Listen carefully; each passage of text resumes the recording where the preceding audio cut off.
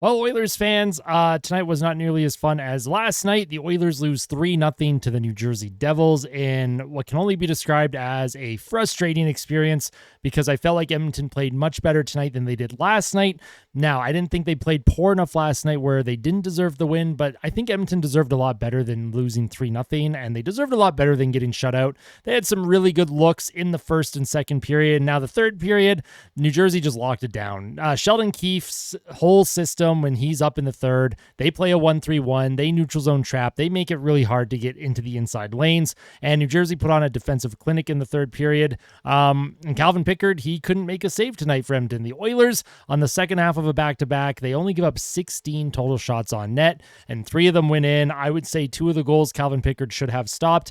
In saying that, because yes, the goaltending once again was second best in a game involving the Oilers. The offense right now is a lot more troubling, in my opinion.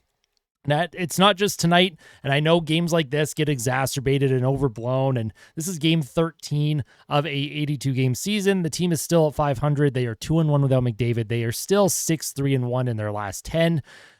You don't want to overreact, but when you lose 3-0 and you do play as well defensively as they did, you still would like to see a save or two. Stuart Skinner last night gave the team some big saves that they needed to come back, or not come back, but to get the lead in the third and then eventually win it. The Oilers did have a 2-0 lead and then kind of stopped playing against the Flames. Tonight, I liked Edmonton's game. Frustrating game in terms of the goaltending department, of course, but Calvin Pickard has played solid all season long.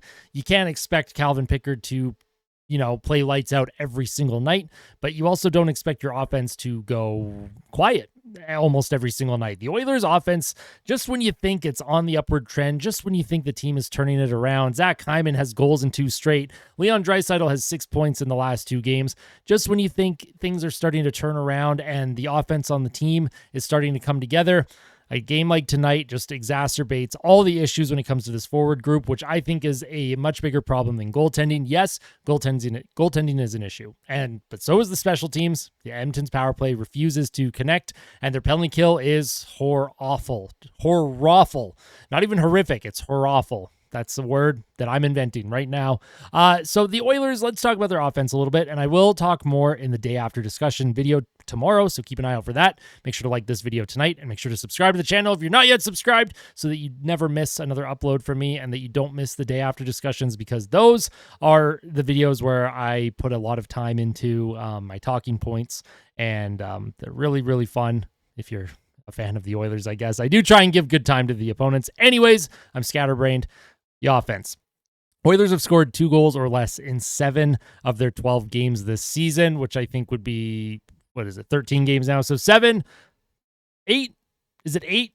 2 goals or less in 8 of their 12 games? I'm going to have to double check. I had the stat written down, but now I'm second guessing myself. But the team has been shut out twice in those 13 games. Another big concerning thing with the Oilers right now is their absolute lack of physicality. The team has thrown very little hits all season long, and tonight was no exception. If you look at the stats on the screen in front of you, just to my left, the Oilers had 5 hits the entire game. 5. How is that even possible? And the argument's going to come out, well, the Oilers had the puck most of the game. Look at the shot clock. It's obvious that Edmonton was holding on to the puck, so how can you hit a player, blah, blah. I don't care. There are a lot of times when they don't have the puck, and why are we not hitting anybody? Now, I'm not calling for Don Cherry style rock'em sock'em. You got to try and destroy everyone into the boards every 2 seconds like it's a playoff game. That's not what I'm talking about. I'm talking about asserting yourself on the forecheck, asserting yourself along the half wall, asserting yourself on the power play, penalty kill. Maybe you're just trying to assert and get some energy in the lineup. Your third and fourth lines generally are energy lines. Those are the lines that you put out there. They'll bang some bodies. Maybe they'll get a scoring opportunity or 2. They get the crowd into it. Like, that's what I expect from a fourth line. Maybe I'm too old school, though. The Oilers' third and fourth lines are just, they're not doing anything. And Jeff Skinner, Nugent Hopkins, and Zach Hyman, once again, they have regressed a little bit here. Ryan Nugent Hopkins, fans are going to hate me for this. The fans are going to hate me for this. Ryan Nugent Hopkins might need to take a seat in the press box. I want him off that power play unit so badly. That top power play unit is not clicking, and he is a big reason why. Jeff Skinner, I think he's playing really well. He doesn't seem to get the ice time. I don't know if he doesn't have the confidence from Chris Knoblauch to get more ice time for some strange reason. I would like to see Jeff Skinner get a look with Leon Draisaitl a little bit more. And in terms of what the team needs to work on moving forward, well, it's obvious. Stop more pucks, score more goals. Look, I can be a coach in the NHL. Look at that. I figured out the problem to the team. But again, I don't want to overanalyze. I don't want to, come across as too negative. The team is still in an okay spot. Now, if this loss was to Vegas, I would be a lot more upset. When you lose to an Eastern Conference team in the standings, yes, it sucks. And yes, the team is 6-6-1. They are 500. But Edmonton just has to take care of business against the division rivals because those are the games that really matter when it comes to playoff seeding and positioning, tiebreakers, that sort of thing. Edmonton was able to beat Calgary the other night. If they're able to beat Vegas on Wednesday, that'll be 3 wins in 4 games without Connor McDavid. There is talk that McDavid could even be back as early as Saturday against Vancouver Canucks, which would be unbelievable. I don't want to rush him back, though. I'd like to see this team play a few more games without McDavid and see what they're made of without McDavid, because I don't want to just rely on Connor McDavid coming in to save the day. That's not what obviously, yes, McDavid's going to come in. He's going to have an immediate impact once he is back in the lineup. It's obvious the team misses him. You can tell that the team just doesn't have that game breaker right now. Draisaitl had a lot of good looks. He had a lot of good passes, but he also had a lot of plays where you can tell he's trying to do just a little bit too much. And Victor Arvidsson, he's not handling the puck super well at the moment. He does get his looks, but there's a few times where he could have a one-timer, maybe made a shot, and the puck's kind of bouncing around, and he's kind of fiddling with his stick, and he's not sure. He's just he's overreacting. He's overthinking what he's capable of doing right now. We know how good Victor Arvidsson is. We saw it against the Oilers when he was at the LA Kings in the playoffs. We've seen it when he was with the Nashville Predators. Victor Arvidsson is a really good player. We know his game will eventually come around here. The whole team, they're fine. I think this team is fine right now. But it is good to point out the obvious elephant in the room, which is clearly the goaltending and the power play. The power play sucks. The penalty kill is awful. Penalty kill can't get a kill at the moment. That's pretty much my overall thoughts and reaction to the game.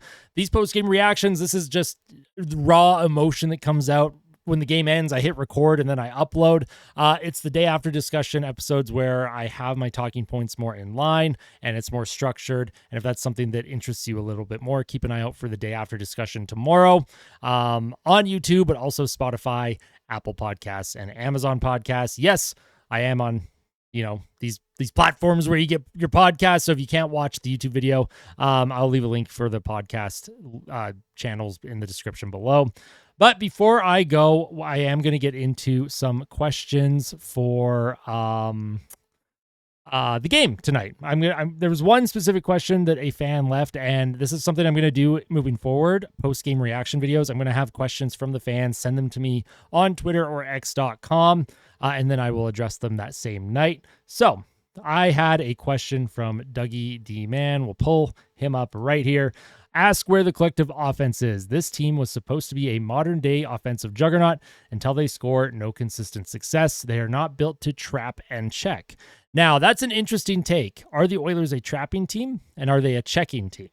Because after discussing the physicality side of the Oilers, they're definitely not a checking team, and you don't have to be physical to check. Checking means stick checking, poke checking, checking in the neutral zone, body checking. There's a lot that encompasses the word check.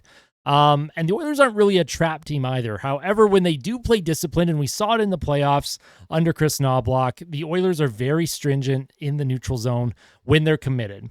Right now, I think the team is doing enough defensively to help themselves win games. They need more saves, and they need players to start scoring more. I cannot explain why some players just have not found the back of the net as often as they should be. Zach Hyman is one of those players. Ryan Nugent-Hopkins, Victor Arvidsson, coming off an injury. I'm a little bit more lenient with him. He is turning his game around a little bit. But Jeff Skinner, I expected a little bit more of from this point in the year. And the entire bottom six. Janmark is doing nothing. Connor Brown is doing nothing. Adam Henrique. Where's Adam Henrique right now? Derek Ryan, 0 goals. Derek Ryan's time in the NHL, I think, is coming up here. Sorry to the Derek Ryan fans out there. I know there's a lot of you. I love Derek Ryan too. I love these grizzled vets, but it's tough watching him right now. He had a couple games off, gets back in the lineup tonight. He had a one-time opportunity in the second period on a 2-on-1, and he kind of just got a weird, bad forehand shot, didn't get it up in the air. I don't know. I don't have the answer for why the team is unable to score. They have one of the league's lowest team shooting percentages right now, but they're also producing a lot of high danger chances. So at some point, things will turn around. When? We don't know. That was a great question. I appreciate that, Dougie D-Man at Oil Doug. Thank you so much for that. Tomorrow, day after discussion, Wednesday morning, pregame report. Wednesday night, the Oilers play the Vegas Golden Knights, and I will be doing a live stream commentary right here on Austin Hockey on YouTube. I cannot wait. I hope you all have a wonderful night, Oil Country. Tell someone that you love them. Fight like a kid and fight like Ben. Like always, let's go, Oilers.